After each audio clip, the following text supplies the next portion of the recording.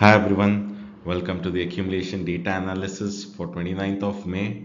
So we'll see what happened today and also over the last 2 days, because the last video that I had made was on 24th, 25th, 26th was a weekend, right? So 26th, 27th, 28th, 29th, all 3 days analysis we'll see in this video, and also we'll look at the charts and see what we can expect in the coming days as we go into the exit polls. So probably tomorrow and day after are the only two trading days before we get the exit polls, right? So June 1st we should by evening 6 o'clock we should get the exit polls, which kind of will tell us the trend as to what is happening. So two more sessions before we go into the exit poll. So Saturday evening the exit polls will be there. So only Thursday and Friday are the sessions left before that, right? So let's get started. So we'll start with the India VIX. So like I told you, as we go into the election, I wouldn't be surprised if it is around the 24, 25 level. So it is exactly doing that, right? It even touched 26 on the 27th, right? So huge, crazy volatility is there in the market, right? Which is quite expected as we go into any main event, right? Nothing to really worry about looking at this particular chart, that is the India VIX. So now coming to the FI/DI activity, the FIs have sold really big today after kind of becoming buyers again, or let's say selling very less. Today the sell quantity is very high, right? So what are the reasons for this? So a few things. One is, going into the election, probably they're kind of taking money off the table, right? So one could be that. Second is weak global cues, as in if you look at Dow has been continuously falling for the last 4 5 sessions. That is because even the bond yields there have been continuously rising, which is putting pressure on the US stock market, right? So looking at that, that could have also triggered this sell number that we are seeing today. And also what has happened is the crude has started moving up from levels of 80, 81. It has moved to 84 due to the recent attack by the Israel forces, right? So all these, that is geopolitical tension, all these factors are weighing in on the Nifty, and that is the reason you are seeing a very big number, sell number from the FIs. Although the FNO data is not out yet, but as of yesterday, the FNO data was pretty good for the I mean large caps and the Nifty in particular. But looks like even there maybe some selling would have come in the futures. They would have exited those positions, I feel, looking at this huge sell number that we saw and how the indices also kind of fell today, especially the bank Nifty, which was down more than 1%, right? So all in all, only after that FNO data is out, we would have a clearer picture as to what is happening. But looking at this sell number in the equity market, looks like they are taking money off the table.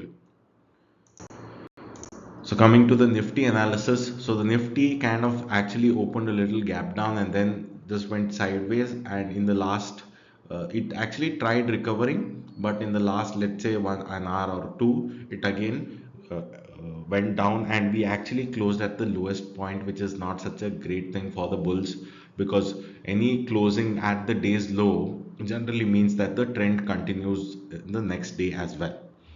So if we look at the daily charts, pretty bad chart I would say, because it should have held the support around that 22,870 odd mark, but even that was not held. It kind of closed around 22,700. So the next support that I've drawn, so why I've drawn lines in between these candles is I've taken the highest closing, right, in the previous upswings. So the highest closing should be held to make sure that the trend is still intact. If that is broken, like 22,640 is broken, we can expect more pain would come in, and probably we can go down to retest that parallel channel support, right? So as of now, not looking that great, especially the Nifty. The only support that we have is around that another 60 points down, which is the previous swing highs daily closing, highest closing that it ever had, right, in the previous swing, that is. So looking at this, not such a great candle. neither the so the data is actually showing an improvement.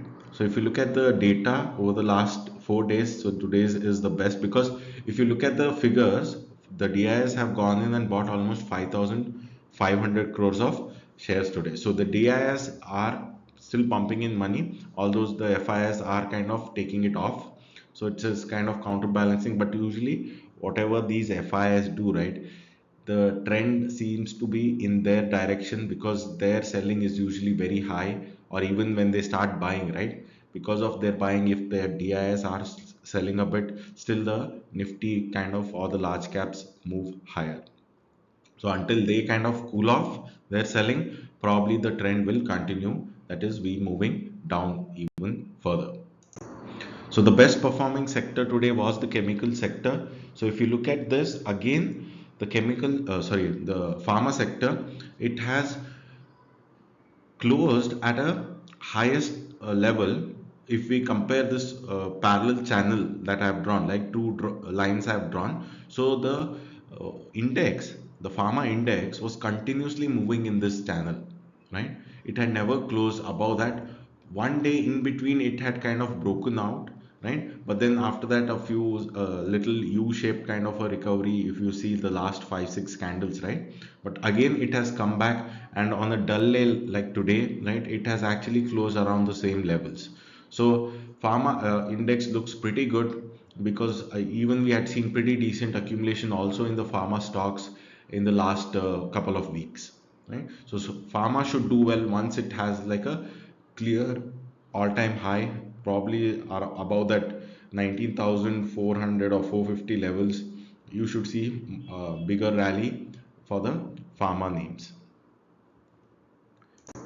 So coming to the bank nifty, so bank nifty on the 27th actually had a very big shooting star, which is a bearish candle, and since then for 2 days it has continuously come down, right? So today being the worst, that is 1.3% lower after opening gap down.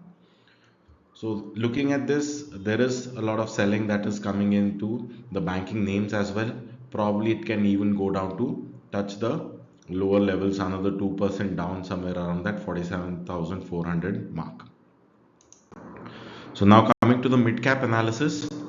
So the mid caps, even they had a pretty bad day yesterday, but then today some kind of a, you'd say, flat closing. I would say probably 0.3% down, but the candle that it has made is a doji. So usually whenever there is a doji, you can expect a reversal. There is a 50% chance of reversal happening as well. So if you look at the data, so the data is quite okay, not really great, I would say. But if you compare it to last 2 days, like 27th was like really good, but yesterday and today around the same level. And even there is like okay distribution also that is happening in the mid cap. So what I feel is the market is becoming quite stock specific going into the results, right? So if you look at the small and mid cap distribution data, so even that has cooled off a bit, right? After reaching a highs of, let's say, 170 180 mark, right, on the distribution, it has kind of cooled off a bit. But even the accumulation has cooled off. So stock specific accumulation is happening, and even stock specific distribution is also happening simultaneously. So it becomes very tricky. One should concentrate on those names where the accumulation is pretty good and play those names in such times. Now coming to the small cap analysis, the small cap, in case if we start moving lower, then chances of a double top being made is very high. But I feel one more high could be made in the coming days before we start moving lower, is what I feel, right? But as of now it kind of gave us a spinning top kind of a candle today, that is the small cap index. And if you look at the data has been continuously moving lower, that is no fresh money is being added in the small cap stocks. So everyone is kind of in a wait and watch mode. If the very strong accumulation had come in this week, then we would have been very sure of a very strong rally after the exit polls, or let's say after the results. But now things are looking like probably we might not do much, or in case, because let's say the street has already as per my uh, analysis, the street has already kind of factored in the fact that the ruling government is going to come back. The only, let's say, disappointment would be if they don't come back, then definitely Nifty or let's say the Indian markets are going to crash big time, but chances of that are low as of now. But let's say if the ruling party, that is the NDA, do not get more than 400, which a lot of people are saying they will, then probably it might be like a no event. But if they get above 400, right, high chances that we see a very strong rally as well, right? So below 400, let's say around the 330 340 mark, then probably we stay flat, small up or a down move. If let's say the ruling party loses a big correction, if they get above 400, then definitely another 5-10% kind of a move even on the Nifty can be expected, right? So let's see what happens. Let's see how the data will be over the next 2 days also going into the exit polls. So I'll see you tomorrow after the day's closing with another video. Thank you.